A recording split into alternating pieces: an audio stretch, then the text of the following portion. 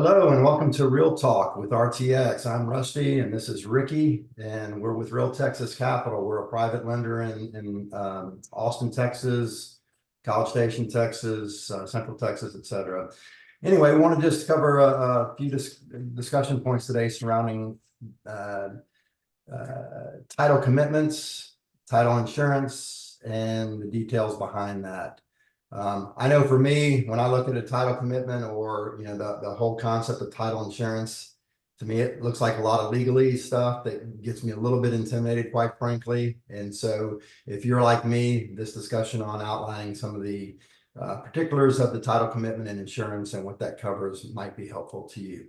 So I'm going to turn it over to Rick. He has a number of years professionally working with a title insurance company, and is very skilled and knowledgeable in this topic. Well, thanks, Russ. Yeah, way back when in my career, I used to work for a title insurance underwriter, so I do have some familiarity with the topic, but just trying to give an overview to understand title insurance. It's kind of a weird topic. I mean, the overall premise is just ensuring that you have good, clear title to the property that you're purchasing, and there's no liens or encumbrances or defects on the title that might impact the value of the property that you own. So that's the point of title insurance. So when you go to close or you put a property under contract, first things that happen is the title insurance company is notified, hey, we want to close with you. Well, then in turn, they turn around and issue what they call a commitment to issue title commitment, hence the name. And that is a document that lists all the potential things related to the title of that particular property you're wanting to buy. And this is done before you even close. So the title company spends time and effort to help you get the property closed, and they're committed to issue title insurance, subject to getting certain things cleared on title prior to closing, which then would be what they would consider a clean or clear title to then subsequently issue title insurance. So first step is really you're getting a title commitment, and in that title commitment, what's in there? There's 3 schedules, A, B, and C.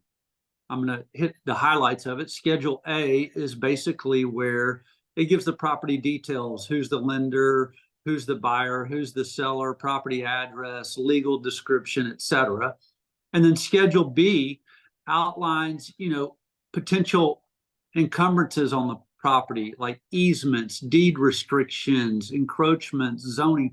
These are things that are imposed on the property that usually cannot go away, and the title reflects that. It lets the buyer know, hey, there are some things about your property that you have to adhere to. There's nothing necessarily to clear up here. There's oil and gas royalties under leases underneath your property, etc. Just know those things. It's like buyer beware. But Schedule C is where, when you look at the title commitments, you need to focus in on Schedule C.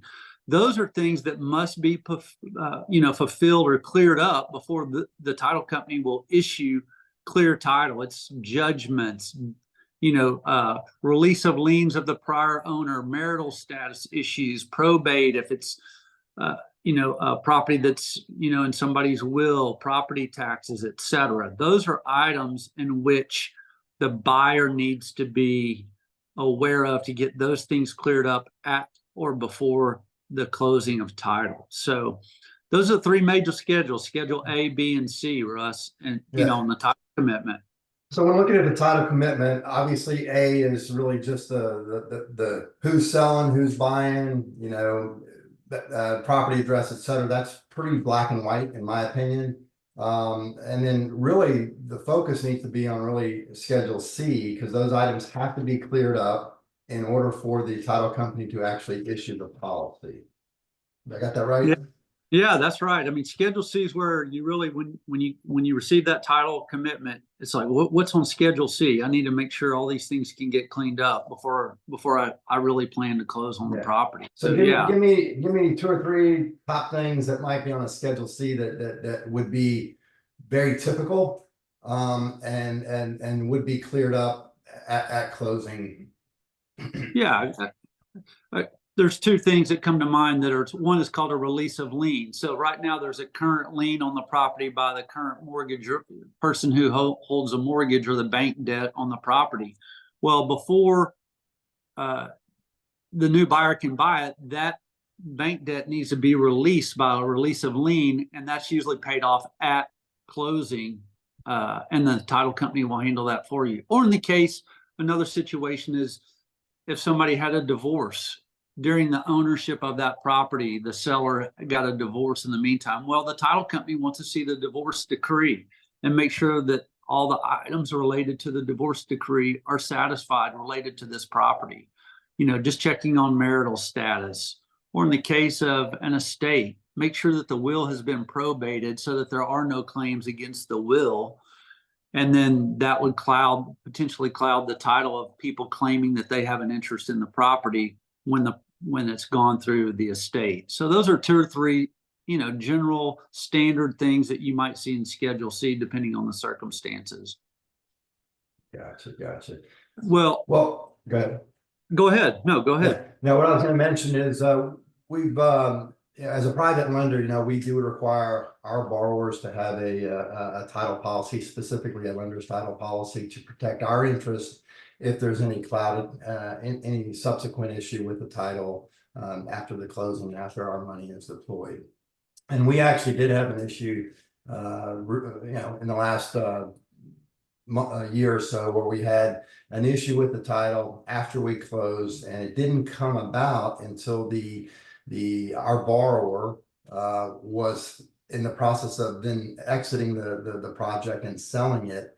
And once that new buyer was going through the title process, the defect was noticed, and he actually lost the opportunity to sell to that particular buyer because it took about 3 or 4 months, I think, to get the issue resolved. And one thing it dawned on me, I guess, is that yes, the insurance is good to have, and it's important to have, but it's also the realization occurred where the title insurance company, you know, they're doing anything and everything they can to push that claim off and saying that they weren't liable for it. In the lack of better word, and that's really the way I felt, that they really were putting the burden back on us to get it resolved. So. Yeah, I agree, Russ. And one of the things that we also learned in that process, that even with all my years in title insurance, the devil's in the details, and what they pay on is the difference in value of the property prior to any title defect relative to the value of the property with a title defect, and that's determined by a third-party appraiser. It has nothing to do with if you file a claim, then you get full or partial part of or full amount of title insurance reimbursed to you. And then in addition, if you are incurring expenses, if you hire your own attorney, or your taxes that are being incurred, or your insurance, or your interest on your note, all of that stuff still is on the title policy holder.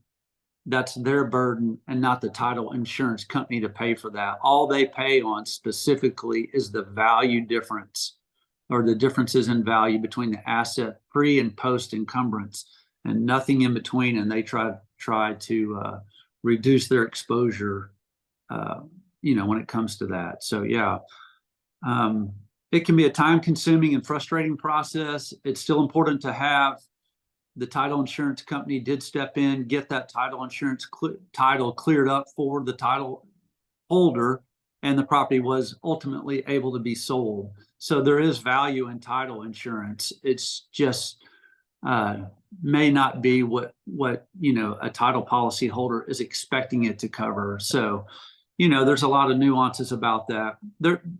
You know, the title insurance is just to protect you from financial loss, basically for title defects and that existed prior to the policy's issuance. That's the only title or insurance policies that insure in the past. If you think about it, when you take out insurance for your car, your home, or your life, that's for future events. Title insurance is for past events. It's kind of a unique type of insurance. So I think that covers it, especially for our focus here with Real Talk. If you want to explore title insurance a little bit further, we do have a blog article on our website at rtx.capital. And of course, Rick and I are eager to talk to you if you have any interest in learning about our funding for fix and flips or fix and rents. We're a great resource for you, and happy to receive your phone call or email. So until next time, good luck investing. Thank you.